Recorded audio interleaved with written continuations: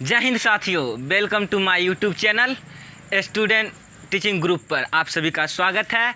और आज हम आपके लिए बहुत ही इम्पोर्टेंट क्वेश्चन लेकर आए हैं जो 10th का एग्ज़ाम 2022 में जो भी स्टूडेंट देगा उसके लिए बहुत ही इम्पोर्टेंट होगा। आज जो है हम आपको पहले लेसन का ऑब्जेक्टिव कराएंगे। पहले लेसन में वो भी कुछ थोड़ा जो इम्पोर्टेंट है, हम आपको पूरा ऑब्जेक्टिव कवर कराएंगे। सिर्फ आप लोग मेरे चैनल के साथ बने रहिएगा। अगर आप मेरे चैनल के साथ बने हैं तो मैं दावा करता हूँ कि मैं आपको पूरा ऑब्जेक्टिव कवर कराऊंगा और एग्ज़ाम में आपको एक भी ऑब्जेक्टिव नहीं छूटेगा। मैं ये चैलेंज करता हूँ। अगर आप मेरे साथ बने हैं तो मैं कहता हूँ बायोलॉजी का एक भी ऑब्जेक्टिव जो है आपको नहीं छूटेगा। तो चलो आज जो है हम थोड़ा आपके लिए जो इम्पोर्टेंट लाया हूँ वो कराते हैं। चलो आज जो है पहला ऑब्जेक्टिव मतलब पहला जो अध्याय है वो है जैव प्रक्रम, यानी कि बायोलॉजी का पहला है जैव प्रक्रम। और जैव प्रक्रम में जो होता है कुछ प्रक्रम शामिल होता है, जैसे कि श्वसन है, पोषण है, उत्सर्जन है, परिवहन है। ठीक, ये चार जो है प्रक्रम उसमें शामिल है। तो उसमें पहला है पोषण, यानी कि पोषण जो हम भोजन करते हैं वही तो पोषण है। पोषण हम भोजन जो खाते हैं, कोई भी जीव भोजन जो करता है वो करने की क्रिया तो ही पोषण है।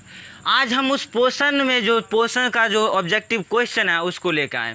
तो चलो देरी किए बिना ही अपने ऑब्जेक्टिव की ओर चलते हैं। देखो पहला ऑब्जेक्टिव है वैसे जीव जो अपना भोजन स्वयं बनाते हैं, यानी कि जो जीव अपना भोजन स्वयं बना लेते हैं उसको क्या बोलेंगे? तो स्वपोषी या स्वयं पोषी। ठीक, क्या बोलेंगे? स्वपोषी या स्वयं पोषी। अभी इसमें जो प्रक्रम होगा वह स्वपोषण कहलाएगा। देखो पोषण जो होता है तीन टाइप का होता है।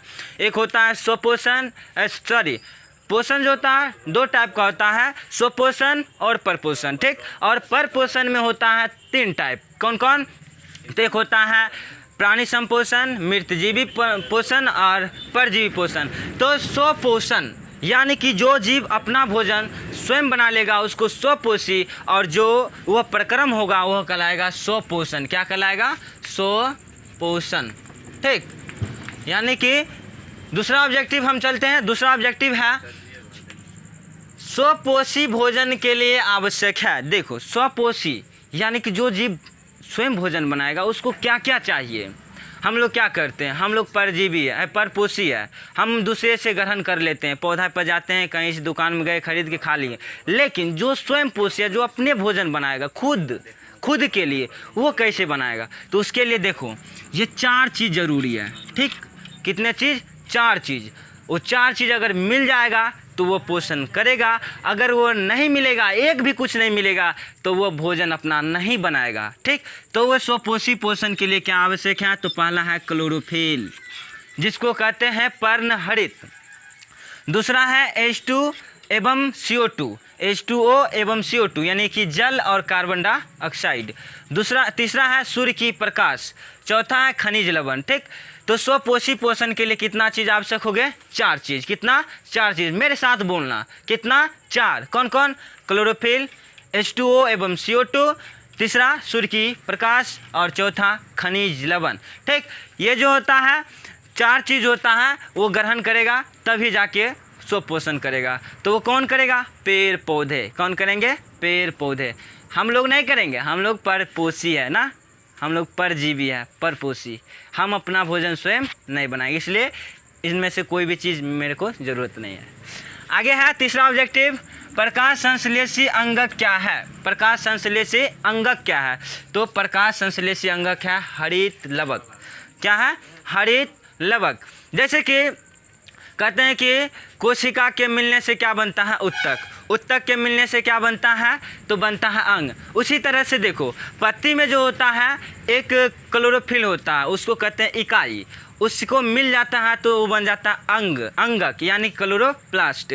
तो जो होता है अंगक की बात करेगा, अंगक, तो अंगक हो जाएगा हरित लवक। क्या हो जाएगा? हरित लवक। आगे है वायुमंडल में CO2 की मात्रा कितना होता है? और ये क्वेश्चन ज़रूर ही पूछेगा, ये क्वेश्चन ज़रूर ही पूछेगा कि वायुमंडल में CO2 की मात्रा कितनी है। कितनी है? तो है 0.03%। लिख के ले लो, आएगा, ज़रूर आएगा। ठीक, कहते हैं हौसले बुलंद हो तो फासले करीब है, हो जिगर में दम अगर तो मंजिलें क्या दूर है। मेरे इस चैनल के साथ बनिए रहिए, आपको मैं इतना ऑब्जेक्टिव बताऊंगा कि कोई भी ऑब्जेक्टिव जो है आपका एग्जाम में नहीं छूटेगा, मैं गारंटी लेता हूं। आगे है वसा के पाचन में एंजाइम क्या? कौन सा एंजाइम जो है भोजन में जो वसा हम खाते हैं, जितने भी तेल वाले चीज़ खाते हैं, कैसे वो पाचित कर देता है? तो उसके लिए एक एंजाइम है, और वो एंजाइम कौन सा है?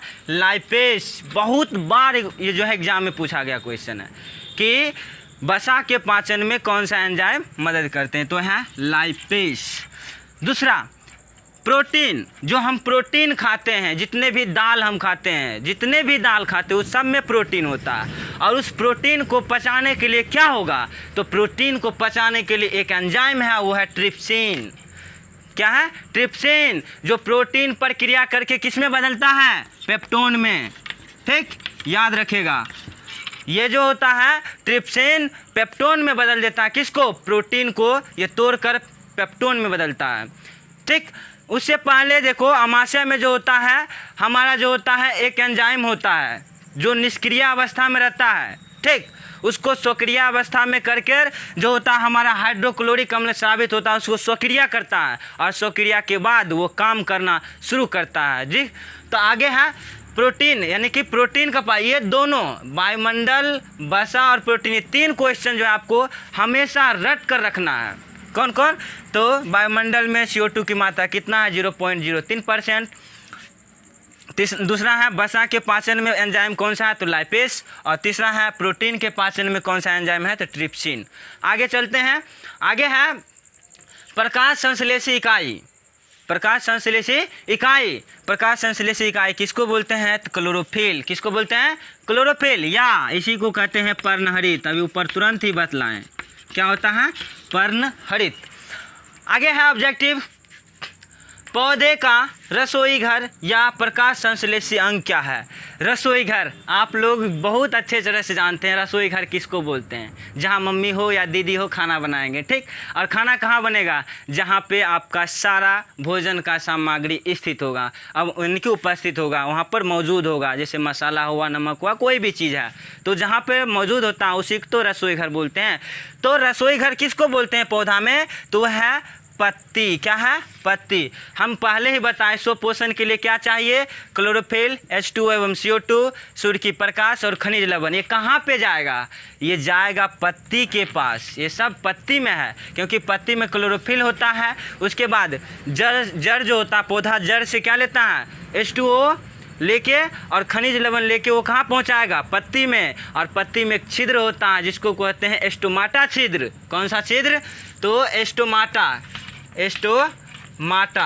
ये स्टोमाटा छिद्र के द्वारा वायुमंडल से कौन सा गैस लेता है? CO2 gas. कौन से? CO2 gas. और वो कहाँ पहुँचेगा? तो पत्ती में ही पहुँचेगा, वो पत्ती से ही ग्रहण करेगा, तो पत्ती में। उसके बाद सूर्य की रोशनी भी पत्ती ही ग्रहण करेगा, तो सारा चीज़ कहाँ पे आ रहा है? पत्ती में। तो इसलिए पत्ती क्या हो जाएगा? पौधे का रसोई घर। आगे चलते हैं, पौधे हरा क्यों होता है? पौधे हरा क्यों होता है? ठीक, तो हरा किसके कारण होता है? तो बार बार हम बोलते हैं कि क्लोरोफिल।